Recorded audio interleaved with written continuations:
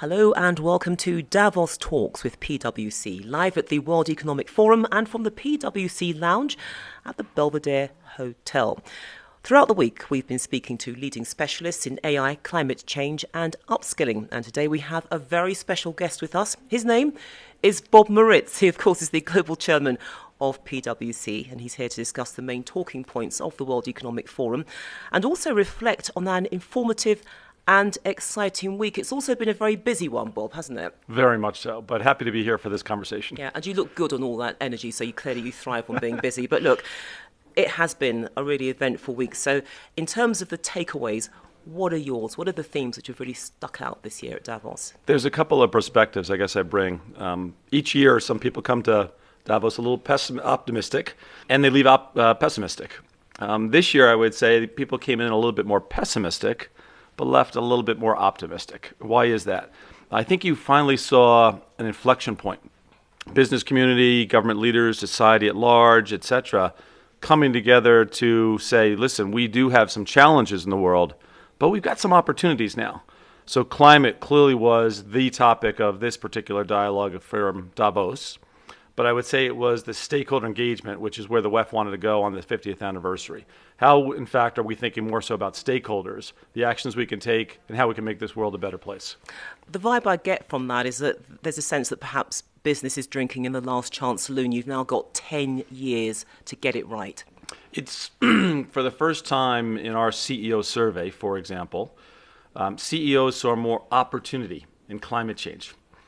This being a way to differentiate yourself in terms of what your consumers think of you, what your employees think of you, etc. So they understand the expectations that people have and are jumping into the opportunity to do something about it, both that gives them benefit to their brand, but at the same time serves society at large. So what does it all mean for business going forward? I think you first got to come back to some basics, which is what's the expectations of business from an economic perspective. Again, profit and purpose go hand in hand. It's an and statement, not one or the other.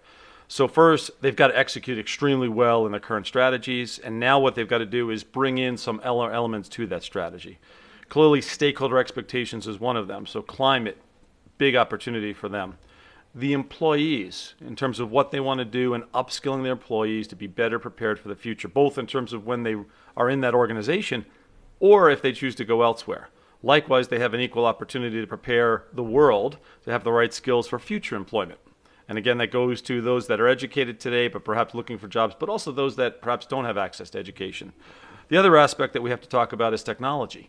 Technology is a big opportunity for the business community if they use it right and in a responsible way. And that's the responsibility of government and business to come together to think through the frameworks and the policies, procedures, and regulations. And there is some fear out there from the business community in terms of how much farther regulation goes. Let's go to another angle, which is, again, this concept of diversity and inclusiveness. And again, the stakeholders and the CEOs particularly, which I'll speak to, they are seeing the need to actually make sure they're looking at their prosperity, but in much more of an inclusive way, and bring others along for the ride.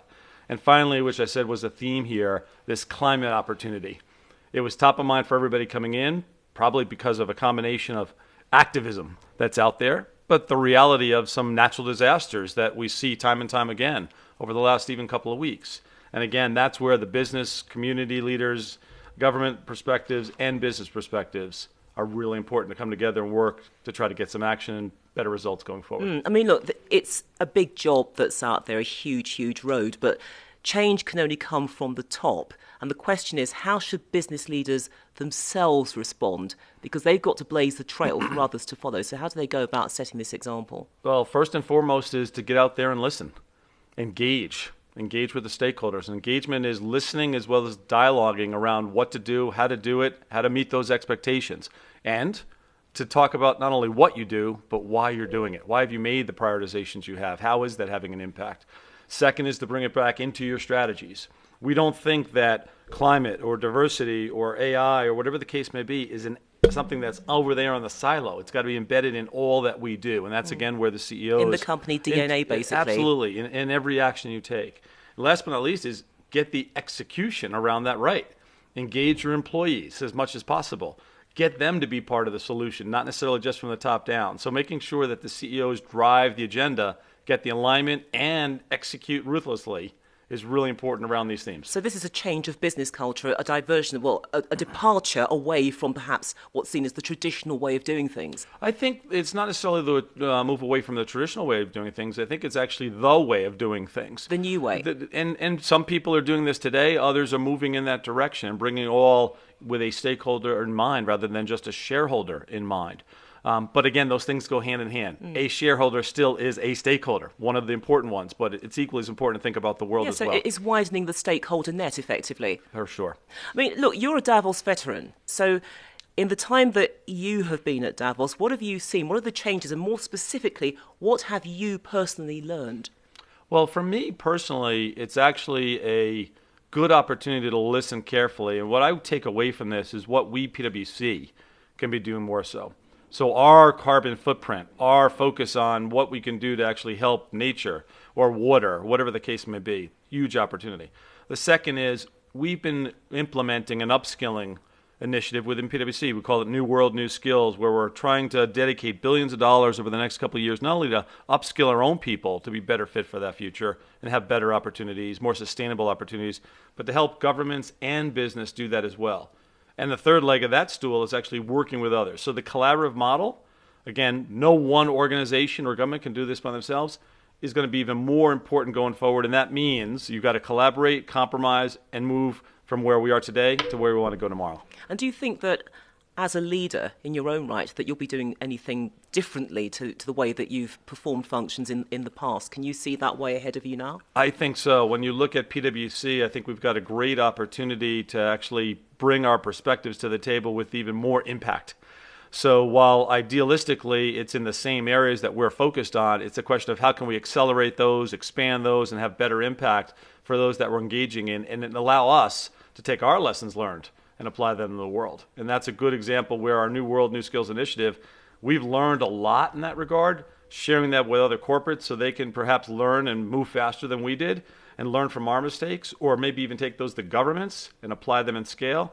Huge opportunity for us, PwC, to try to change our brand and have an impact. But again, I'll come back to PwC having impact on our stakeholders as much as possible in a positive way. Bob, we have to leave it there. Time is our enemy. Thank you so much. Thanks for being here.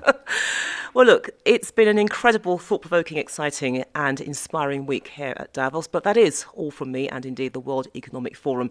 And we hope that you've all had a great time. And we will see you next year, Davos 2021. Goodbye.